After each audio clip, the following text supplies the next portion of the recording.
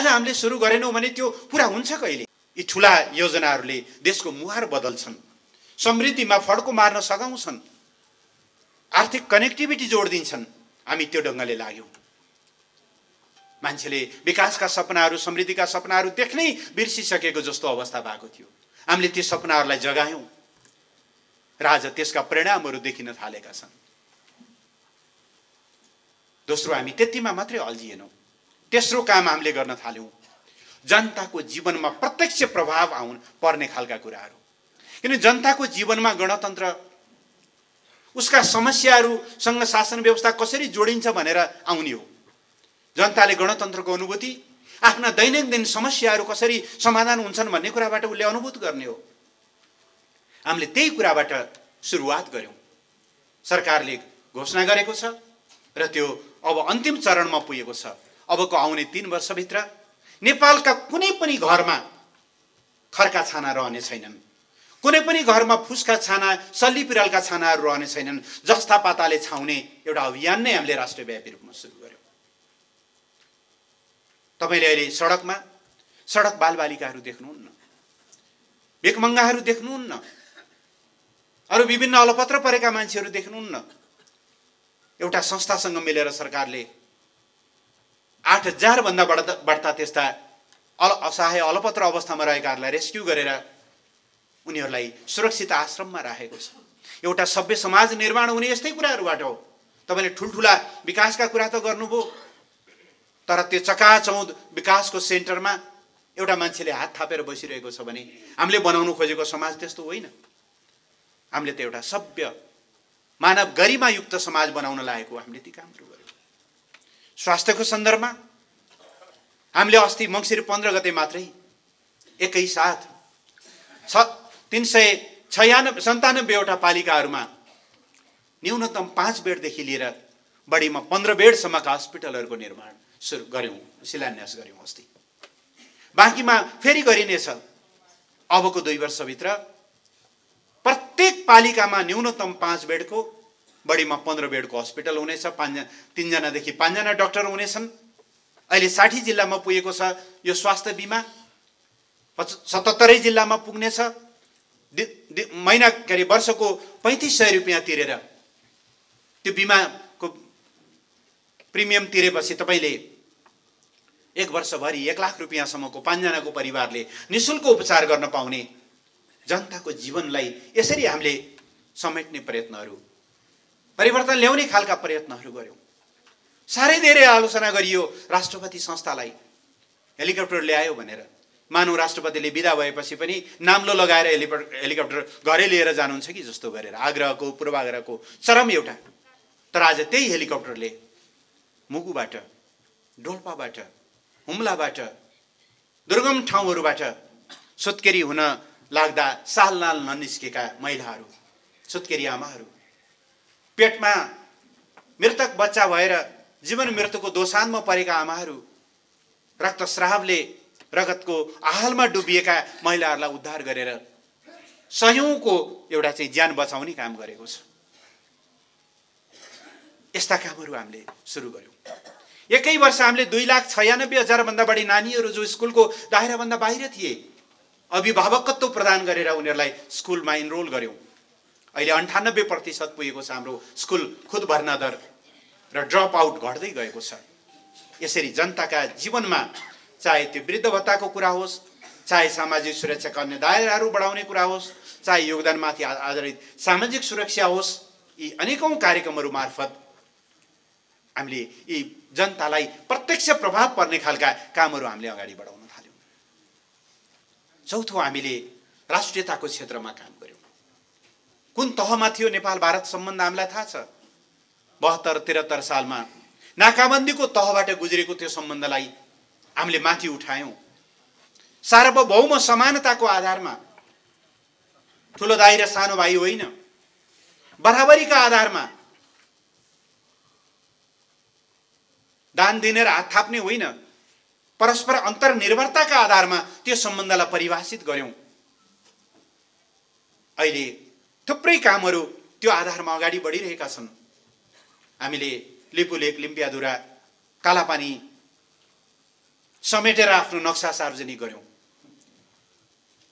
संविधान संशोधन गर्यौं र त्यसमा अभूतपूर्व राष्ट्रिय एकता सबैले हिमाल पहाड तराई सबै एक ठाउँमा भएर त्यसलाई अगाडि बढाउने, त्यसलाई समर्थन गर्ने एउटा राष्ट्रिय एकता हामीले कायम गर्यौं।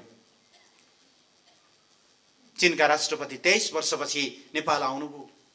तपाईहरुको प्रतिनिधिको रूपमा मैले संसारमा नेपालको छविलाई माथि उठाउनको निम्ति अथक प्रयत्नहरू गरे। नेपालको त्यो छवि बढ्दै गयो। अस्ति भर्खर हामीले कार्तिकमा दुईटा असाध्यै ठुलठुला चुनावहरू लड्यौं संयुक्त राष्ट्र संघभित्र। हामीले दुईटैमा सफलता प्राप्त गर्यौं। मानवाधिकार परिषदमा हामीले दोस्रो चोटि निर्वाचन जित्यौं। संयुक्त राष्ट्र संघको महिलामाथि हुने विभेद विरुद्ध उन्मूलन गर्ने एउटा कमिटी छ, त्यसमा पनि नेपालको प्रतिनिधिले शानदार मत ल्याएर जित्नुभयो। नेपालको प्रतिष्ठा यसरी हामीले बढाउँदै लग्यौं। र पाँचौं, सुशासनका क्षेत्रमा हामीले कामहरू सुरु गर्यौं। वर्षौंदेखि भ्रष्टाचारका फाइलहरूमा जहाँ धुलो परेको थियो ती फाइलहरूलाई हामीले उधिन्न थाल्यौं। अहिले तपाईले सुनिरहनु भएको छ त्यसका तरङ्गहरू।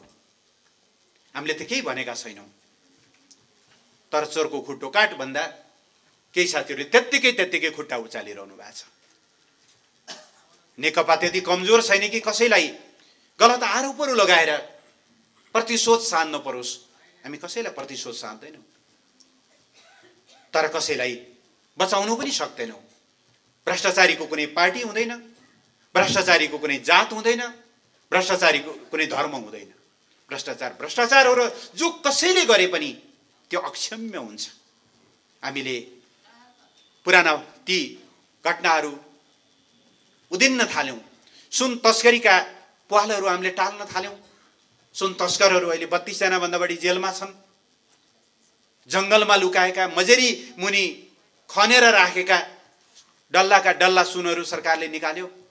उन त केही साथीहरू भन्दै हुनुहुन्छ खोइ सुन भन्दै। अर्को सरकार हुँदा सेटिङ मिलाएर तस्करी हुन्छ। यो सरकार आउँछ र सेटिङ गर्नेहरूलाई पाता फर्काएर जेल हाल्छ। धन्यवाद भन्नु छैन साथीहरूले, उल्टै आरोप लगाउनुहुन्छ। यो त बेग्लै कुरा भयो।